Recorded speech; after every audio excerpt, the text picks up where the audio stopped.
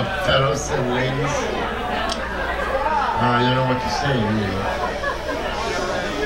I just hope all of you have the chance of getting to 75 to begin with, right? Yeah. Because you know, we do enjoy youth a lot. I did. And we also enjoy sort of being more or less grown up. Not so enjoyable, but you know. But I have to tell you, when you getting old is not fun, really, in many ways. You know, it's kind of like some sort of like health problems, and the plumbing system stops working, and there's all kind of strange things going on.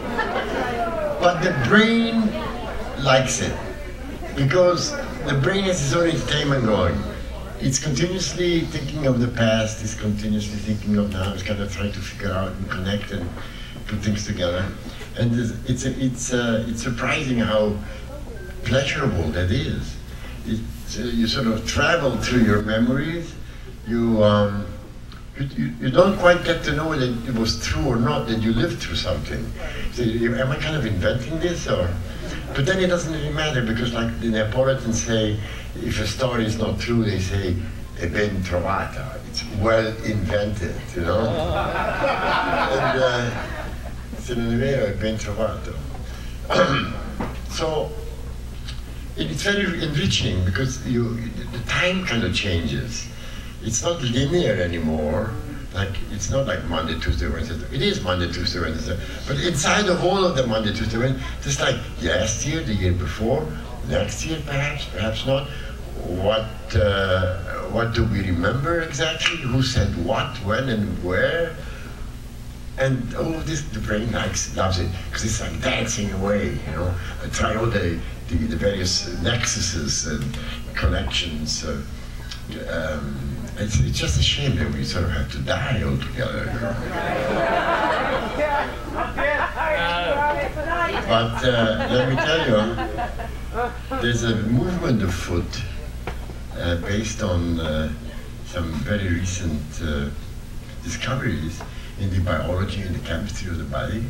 And there's a man who actually, I don't know how we got involved in this, but he did. His name is Ray Kurzweil. And he became a nanotechnologist of repute. And he has just written a book with a friend of his who's a doctor. His name is Mark Grossman.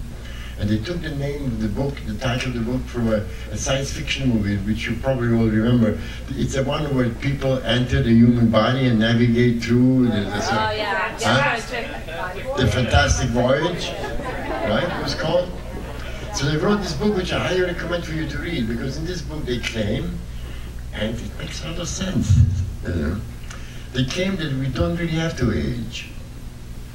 That very soon we will have sufficient knowledge of exactly how certain microscopic atomic particles, how the whole chemistry functions, that we will be able to extend life by not just a few years, but hundreds of years. So of course, I said this to some friends of mine. They said, "Who wants to live till 400? We'll be overpopulated and this and that, and you know, and what are we supposed to do when we're 350?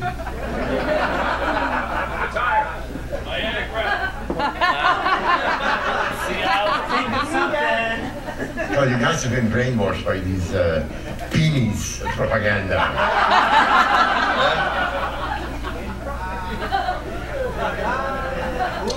Anyway, so in my case, I say I wouldn't mind, you know, living till I'm 400, because I'm listening to my brain, and my brain really likes all that state of mind, that state of reflecting somehow, remembering, and it's like a new adolescence. Because when you're young, you don't think you have a brain. You know, you have various things, but you don't think so much of having a brain. You can move around, dance around, do whatever, but you don't pay much attention to it. And it's, as you all know, it's the one organ in the human body of which we know less than all of the others. Anyway, I recommend the book highly. It's kind of like interesting to see. And you know, they're working on amazing things. They're working on robots that are the size of an atom, if you know how small that is. hence nanotechnology, that has a laser built in. It can be injected in the bloodstream and it goes and zaps cancerous cells. Wait, with military. Wow. Huh? Yeah, really. You can program it so it goes and kills not cancerous cells, but the other cells. That would be good to use for Rush Limbaugh, for instance. Right? Killing with love. Don't worry. Come on, can you believe these people? Thank God Obama got in. We helped a little bit here too, you know. Yeah. We had various things, and thank God he got in, and it looks like perhaps things are going to change for the more imaginative and the more intelligent management of this society and this planet and all the rest of it, right? You're the wedge. But those people, this hate mongers, they come around with stuff that I really believe they don't have brains. They don't have a brain. So, We're dealing with idiots. idiots. Anyway, so I was going to surprise you by doing a song. Yes. But you know, I practice and practice and practice, and I came to the conclusion I can't sing. So, I have to see. however, you know, years back, I did sing on the record. I sang on the record, not the lead part, of course. And I was reminded of this not so long ago, just a few weeks ago. I'm lying in bed. What can you do in bed other than lie? Well, yeah. So after, really bad, I'm trying to read a book. And then, you remember that one, huh? Hey, that saved our life for 2 years, you know? The bands that were rehearsing, they didn't have any bread and they couldn't pay for the rehearsal, and so we did paddles. You gentle S&M club.